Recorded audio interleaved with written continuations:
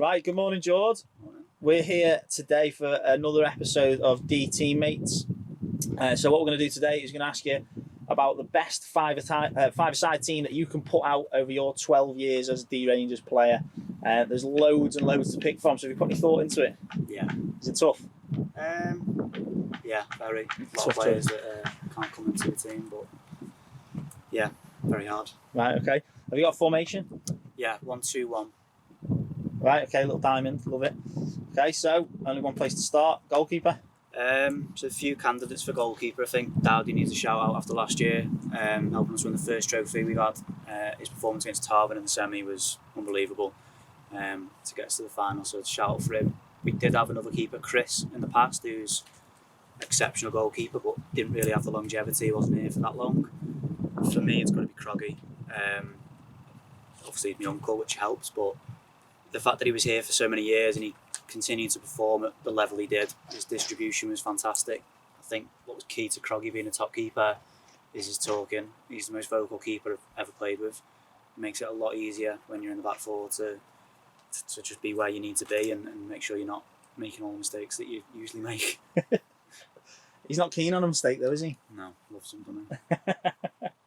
Right, okay, so goalkeeper's Croggy.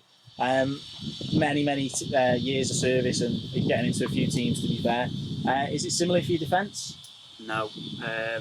Recent defender with Gary at the back. Best defender I've ever played with. I've never seen a centre half win so many headers. He's just dominant, wins everything, and he can be a shit house when he needs to be as well, which I think is vital in a Sunday League team, and we've missed that in the past. For me, he's the best defender I've played with. Got to be in there. Next up, two midfielders. Midfield is probably the most difficult part of the team. Got some incredible players, especially in the team now. I think it's our strongest part of the team. Gary could even go in there if he wanted to. But for me, I've gone with two players that are very, very industrious. They're solid, don't make many mistakes. First one is going to be Liam. I've known him all his life. And what he's done since coming to 11-a-side is just a top player. Don't think he makes many mistakes. You can just rely on him when it matters. Alongside him is going to be Jeffsy. Don't think many of the first team that we've got now will know Jeffsy or have played with him. But on the ball, he just doesn't lose it. He just keeps the ball, keeps moving, always makes the right choice. I think he got man of the match week in, week out when I first started at the game as well. So he's a top player. I think there's a couple of others that could have gone in there, but I think with the diamond, they've got to be, perfect to kind of get into this team as a top side. Not bad, eh? 2 cup finals in 10 years, and both those players were man of the match in those 2 games. It's not a bad midfield. What about your striker? He's the best striker I've played with. Moving to right back was weird because I've never played there before, but having a centre forward who offers every single time you've got the ball, you can ping it into him anywhere around him and he'll fight to get the ball, get it down, control it, or flick it on for the wingers. His finishing's ridiculous. I think I don't know how many he scored last year, but I think he's just going to keep banging them in this year. So I can't really think of another striker who's been as consistent in finishing as he has. You were close when you first started, then you stopped playing for a while, so made it a bit harder. Yeah, came back fatter as well. It's not easy. But he's only got one knee now, so I might catch him back up again. Maybe. Bit of going. Right, okay, so because you are the captain and you've been here for so long, picking a sub for any reason must be really tough because there's been some good lads around the club for years.